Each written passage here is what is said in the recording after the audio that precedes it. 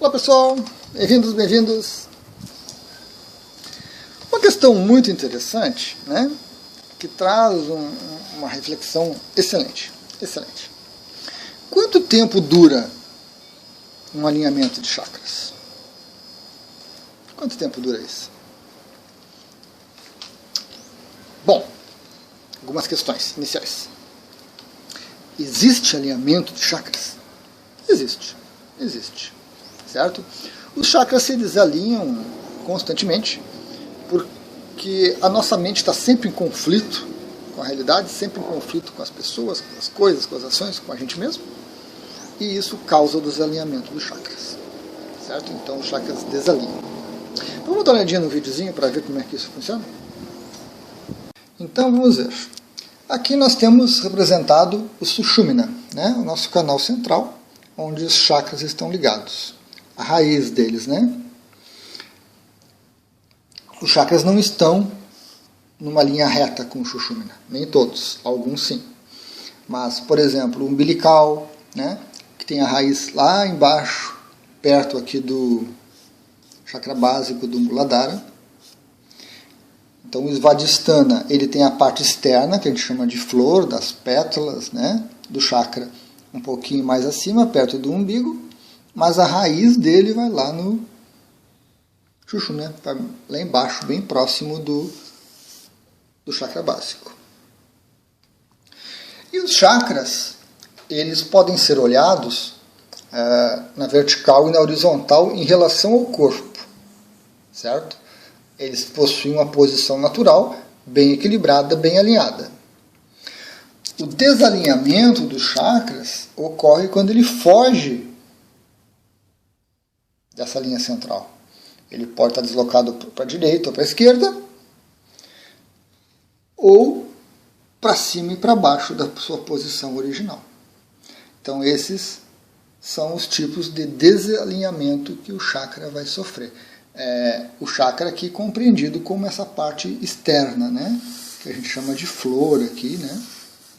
Que é o que normalmente se referencia, onde tem toda uma simbologia. Certo? A raiz ela é fixa, né? A raiz não sai do lugar.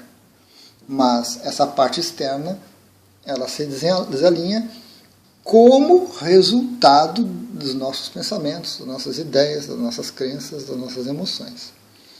Não é o chakra que desalinha e causa problema. Somos nós que causamos problema nos chakras. Legal? Legal. Então nós vimos ali no vídeo que ficou razoável, né? Ficou razoável. Que os chakras se movimentam, né? A flor do chakra, aquela parte externa que capta a energia ou por onde a energia sai. Então, um pouquinho para cima, um pouquinho para baixo, um pouquinho para a esquerda, um pouquinho para a direita. E também, né, observamos que somos nós que causamos esse desalinhamento, certo? Desalinhamento é um dos problemas que ocorrem com os chakras, existem outros. Vimos também que isso é natural. Pela vida que nós levamos, pela maneira que nós pensamos, pelas ideias que nós temos, irremediavelmente a gente estraga eles, desalinha no caso atual. E aí nós temos técnicas para alinhar os chakras. Né? Temos técnicas que você executa, que alguém executa em você, algum terapeuta, e que teoricamente alinha os chakras de novo. Certo? E qual a durabilidade disso? Quanto tempo isso dura? Né? Quanto tempo isso dura? Legal, vamos lá. Não tem como a gente dizer um tempo determinado.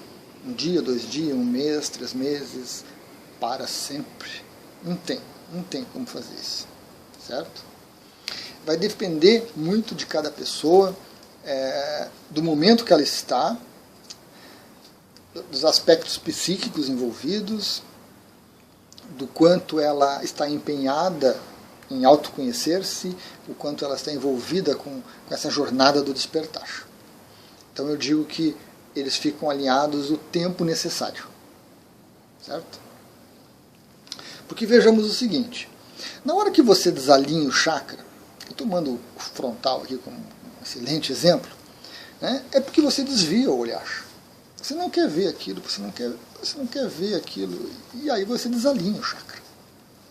Certo? Quando você passa por uma técnica e o chakra se torna alinhado, o que vai acontecer? Você vai passar a ver as coisas que você não quer ver.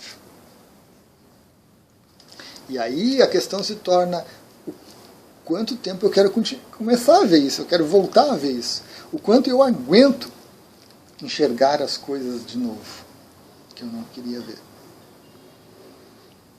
Coisas físicas e materiais, coisas energéticas, coisas emocionais, coisas mentais, espirituais, de tudo. Né? De tudo. Quanto tempo eu aguento? Então, eu penso que quando você usa uma técnica adequada, os chakras vão se alinhar pelo tempo necessário, para que você vislumbre alguma coisa, para que você perceba alguma coisa, e para que você,